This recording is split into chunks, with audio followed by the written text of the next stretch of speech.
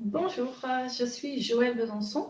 Je vais vous présenter aujourd'hui ce qui est intéressant de savoir avant de commencer des cours de Pilates, une petite présentation un petit peu plus théorique avant d'aller vers la pratique, des petites astuces et des grands principes surtout. La méthode Pilates repose sur 8 principes fondamentaux. Le premier principe, c'est le contrôle, c'est-à-dire que chaque personne, vous allez contrôler ce que vous faites. C'est-à-dire qu'il n'y a pas de rythme à suivre, il n'y a pas de choses imposées. Chaque personne va trouver sa limite, respecter son rythme, qui va être souvent le rythme de la respiration. Vous allez donc avoir un contrôle de tout ce que vous faites. Rien ne sera imposé. Le deuxième principe, c'est le centrage. Le centrage, qu'est-ce que c'est? C'est l'engagement des muscles profonds. Les muscles profonds du ventre, du plancher pelvien et tout le long de la colonne vertébrale. Donc, on va s'attacher pendant les séances de Pilates à renforcer ces muscles qui sont donc le muscle du transverse qui vous permet d'effacer votre ventre, le muscle du plancher pelvien, du périnée, enfin les muscles, il y a plusieurs muscles en fait, qui sont des muscles qui sont un petit peu comme un pilier de soutien de votre posture, et puis les muscles qui sont tout le long de la colonne vertébrale et qui vont vous permettre aussi d'améliorer votre posture, de rééquilibrer votre posture. Le troisième principe, c'est la précision. La précision, ça va être, ils vont être en fait, tout est un peu interconnecté. Ils vont s'appuyer sur trois autres principes clés, éléments clés en fait, qui sont la concentration, le contrôle et la régularité. La précision, ça va être en capacité de faire un geste juste en fait. On verra après ce que j'appelle un geste juste, c'est-à-dire de ne pas en faire des tonnes, mais de faire juste ce qu'il faut pour faire le mouvement que vous voulez faire ou pour tenir la posture que vous voulez tenir sans vous fatiguer.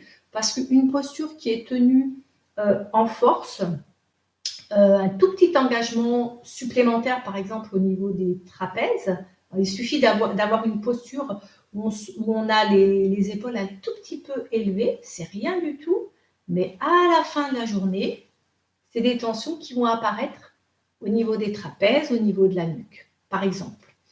Ensuite, le principe suivant, c'est la concentration. Concentration, ça va être en capacité de laisser à l'extérieur tout ce qui doit rester à l'extérieur pour vous centrer simplement sur vos sensations, sur le monde des sensations. Donc, améliorer aussi votre capacité de porter attention à votre corps. Être en capacité de vous déconnecter quelque part de l'extérieur et de porter toute votre attention à vos sensations corporelles, à votre mouvement, à l'instant présent.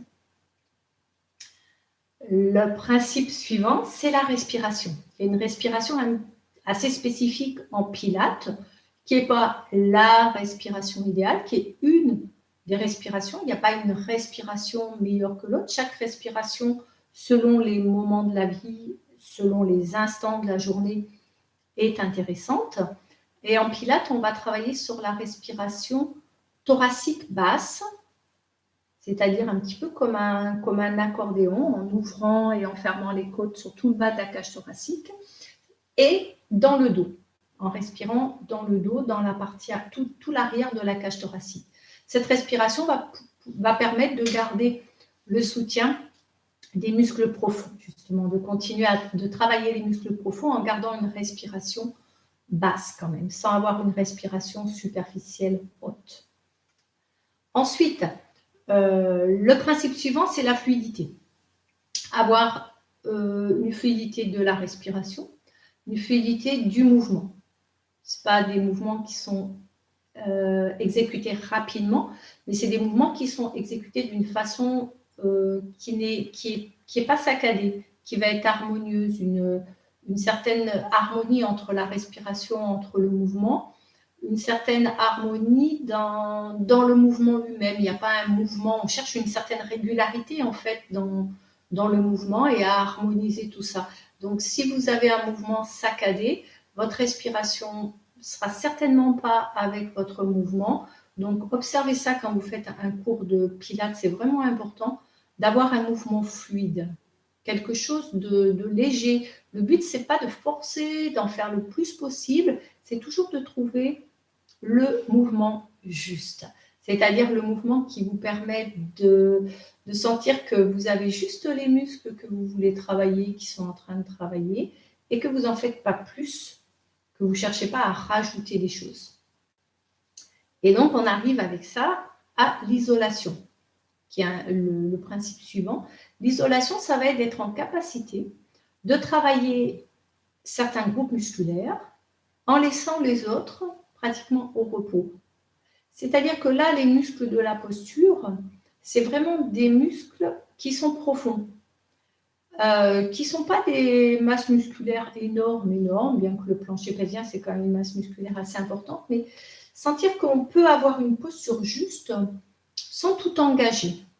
On cherche à isoler et à ne pas solliciter d'autres groupes musculaires d'une façon excessive, voire même à les garder complètement détendus, relâchés. Et le dernier principe, c'est la routine. La routine, dans cette méthode, elle a aussi son importance. Ça fait un petit peu peur quand on parle de routine. Quand je parle de routine ici, c'est vraiment la fréquence, la répétition, la régularité.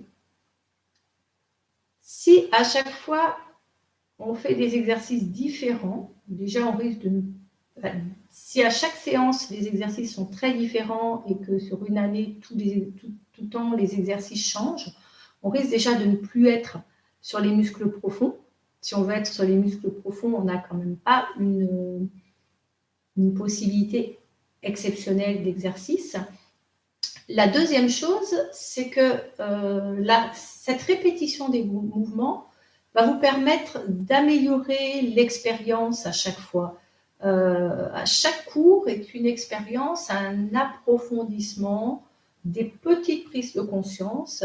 Ça, c'est possible si vous êtes dans l'attention à vos sensations corporelles. Si vous êtes dans l'attention à vos sensations corporelles, vous pouvez faire pratiquement exactement le même cours et avoir la sensation de faire un cours différent à chaque fois. Donc, c'est aussi un élément qui est important. Voilà. Donc voilà, donc c'est vraiment l'objectif de... Donc là, je vous ai présenté les 8 principes. L'objectif, c'est vraiment de renforcer les muscles profonds du ventre, du dos et du plancher pelvien. Et cette méthode va pouvoir vous permettre dans toutes les activités, mais aussi sportives que vous pouvez faire, mais aussi dans votre quotidien, de porter un petit peu plus attention à votre posture, d'améliorer votre posture, de rééquilibrer tranquillement, d'avoir des prises de conscience, si vous êtes attentif toujours à vos sensations. Voilà, j'espère que mon explication vous a donné envie de découvrir cette méthode, un petit peu plus de pratiquer, de passer à la pratique et de ne pas rester à cette présentation théorique. À bientôt!